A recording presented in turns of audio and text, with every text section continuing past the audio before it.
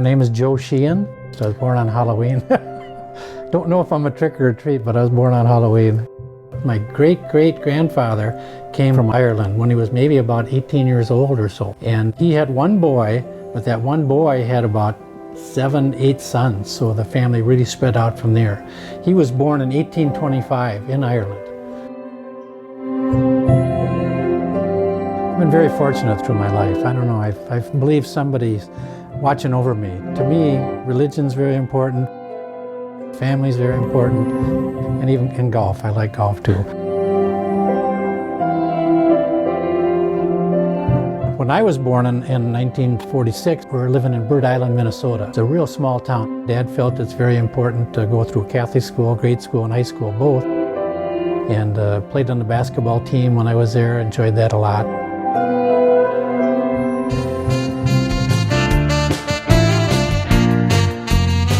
I don't hang around with my cousin, John Frazel, very much, and he asked, do you want to go to Winstead? They had a new airport, they had a dance that night. I wasn't doing anything. Winstead is my hometown. That's her hometown, yeah. And I said, well, I'm not doing anything special, so we hopped in the car and drove about an hour to Winstead. And we both saw these two blondes and kind of flipped over the blonde thing, you know. And so then I didn't get enough courage to ask her to dance, and had a couple of beers. That didn't work either. And so I stayed over at my sister's house there in Winstead. And the next morning we went to this, like a drive-in, and Mary Jo was the car hop that came to our car.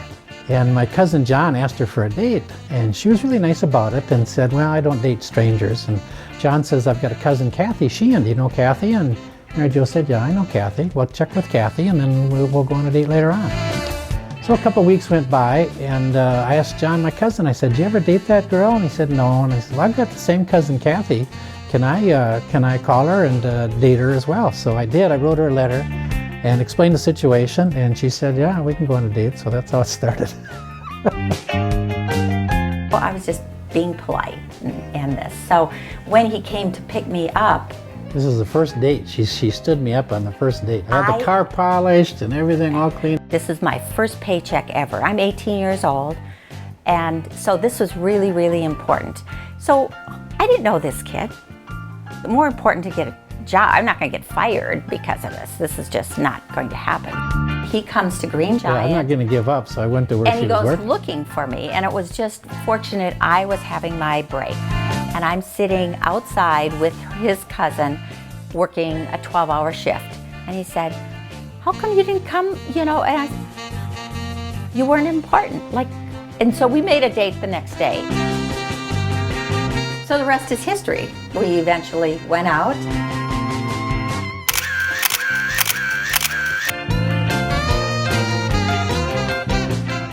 He went back to school. So you're glad I was persistent? Yes. And so he went back to school 3 weeks later, and then we just wrote back and forth. Went to a school in Georgia Tech. So I went to school downtown Minneapolis, and he went to the University of Minnesota. Our apartments kept getting closer and closer together, and after 2 or 3 years, we finally decided to get married. Long story.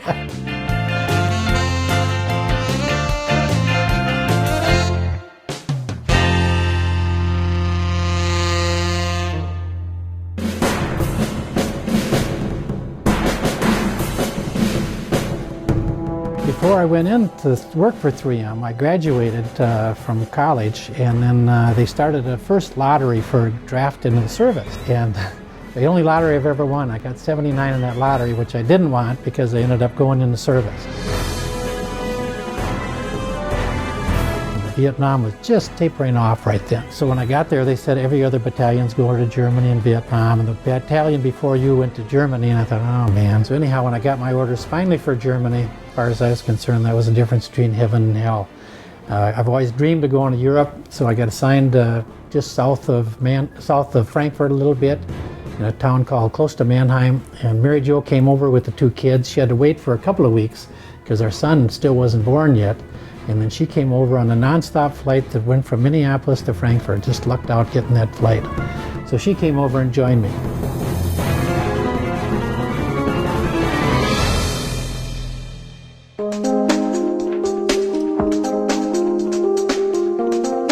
When I was with 3M, I hit 6 continents, and I don't want to go to the 7th continent. Probably my couple of favorite ones is Europe. I really enjoyed Europe.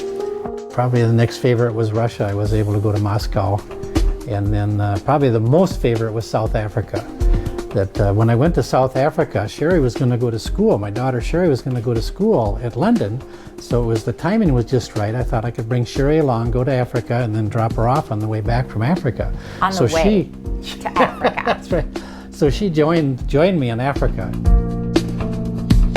Then when I was here in Minnesota, I went through a 50-year midlife crisis, right at 50 years. So I made the decision. I had a sailboat, just sail down the Mississippi. So we did it over, I think, 5 different summers.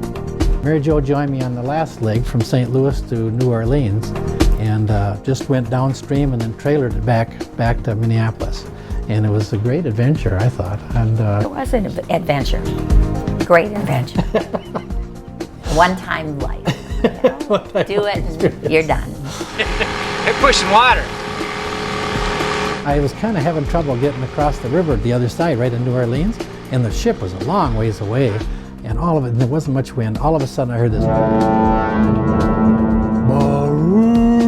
I look around, I'm the only person in the river. I think he's honking at me. I mean, huge, and you're just hoping they don't give you any kind of waves to suck you in. He is big. I mean, there was about 5 times we wore out our guardian angels.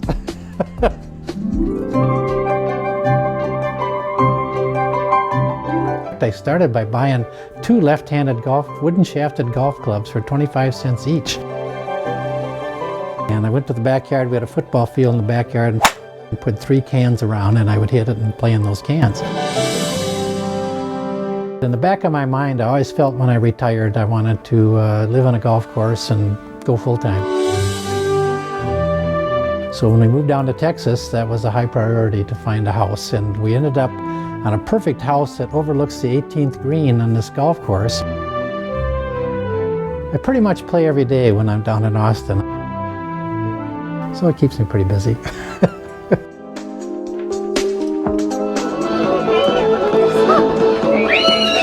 When my first daughter was born, I was so excited that I smiled so much that my cheeks hurt that day. In fact, I got sick. I had to stay home from work because I don't know if I sympathized with my wife or what, but I was so excited I had to stay out of work because my stomach just turned into a knot.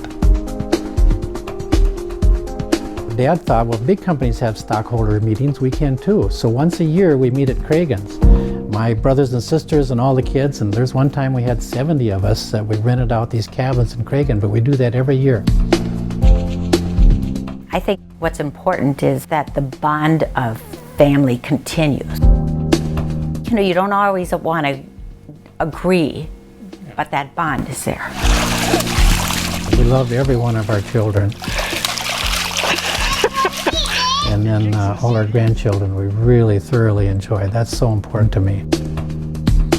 My children made this for me. The greatest grandpa, and then we have handprints from each one of the kids. That's what I plan on doing in retirement now, is to spend most of the time visiting grandchildren.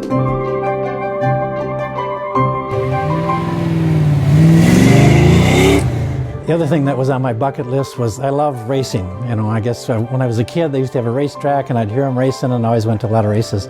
So I always wanted to drive a Formula 3 car. So my kids bought me a Groupon, I guess, to go to Dallas and drive a Formula 3 car. I only spun out twice, but I survived. And then the other thing was to ride in a NASCAR car, and as a ride-along they call it. A professional driver drives, you just ride along, and they get up to 200 miles an hour or so around the track in Dallas. And so there was a couple more items on my bucket list I was able to accomplish.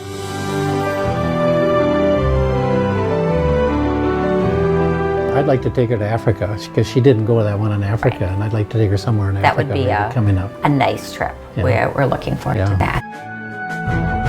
Well, my bucket list is getting low. I'm running out of things. I doubt that. It's just been a blessing. We're very, very fortunate.